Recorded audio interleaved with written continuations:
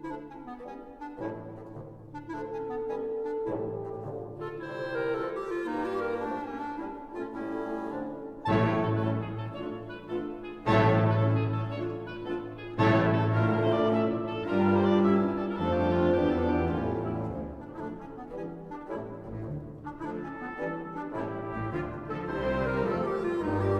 morning. It's Wednesday, April 14th. And if you've been paying attention, although I'm not sure everybody should be paying attention, every day in the United States seems to be the same. Another black man shot. A black man pepper sprayed because the police can't take the time to explain what's going on. And we have a school shooting in Tennessee. In Knoxville, at a high school, an armed student was killed, and a police officer was injured in the encounter at the high school. And the principal claimed they were devastated. And what was the student doing in school with a gun? I have no idea. Anyhow, the police were called by somebody, and they showed up. They found the person with the gun in the bathroom, and they requested that he come out. And instead of coming out, he started shooting. And of course, the police returned fire. They killed him. We don't know his name. And the local district attorney said, this is not a school shooting. This is an officer-involved shooting at a school. Who cares? Why was this child in school with a gun? Why did he start shooting when he was asked to come out of the bathroom? This is an indication of what's wrong in this country. I can't put my finger on it exactly, but it's not a shock that this happens. It's not a shock that we have this violence in the country. So that event was pretty bad, and the other two events were equally bad. And then on top of that, we have Johnson & Johnson's vaccine applications being suspended because 6 females, this has only been reported that there were 6 females who developed a rare blood clot type that is supposedly extremely dangerous, but treatable, and they were treated very quickly.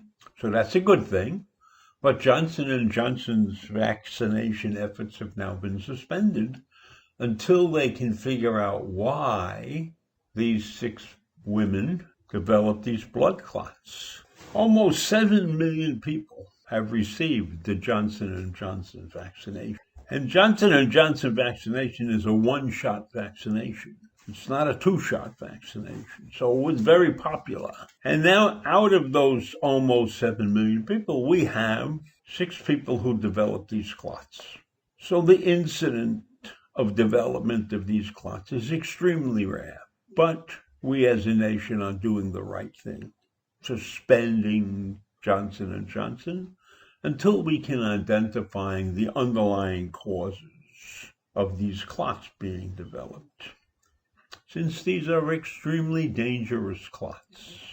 Now, J&J's vaccine is not the only one that has caused some clots. There have been clots caused by AstraZeneca also. But there's no clear relationship between the vaccinations and the clots. And they are rare events after all, but we must investigate. There's no question about it that we must continue this investigation. And Johnson & Johnson is fully cooperating with the regulators and the authorities. And they firmly support open communication of this information. And they will give it to all the healthcare professionals and the public. And right now, I think that's all they can possibly do is get on with the investigation and see if they can figure out what's causing these clots. Now, these were women between the ages of 18 and 48 who developed the clots. It has a name. Well, it's not really a name, it's a condition. It's called the cerebral venous sinus thrombosis. And of course, when they have monikers like that, they then get an abbreviation. So this clot is a CVST. And in addition to the thrombosis, there are low levels of blood platelets. And I'm sure all of you are so excited to hear that because I know every one of you understands everything I just said. And I can tell you honestly, I don't know what I just said. I am just reading these particulars from the article I have studied. It's interesting, though, as I mentioned before, that the AstraZeneca shots cause clots. It turns out that the technology being used by Johnson & Johnson is the same type of technology being used by AstraZeneca. So obviously, there must be some connection, but we have to wait and find out. So Europe also paused their shots to examine what was going on when the clots developed in the AstraZeneca situation. But then they resumed giving the shots, but with some other restrictions, some additional questions that had to be asked, or some additional tests that had to be done before they administered the shot. Most of what they did was some age restrictions and some other guidelines. It's not very clear exactly what the Europeans did before they went back to giving the shots. But I suspect that we will undergo the same situation after we review everything.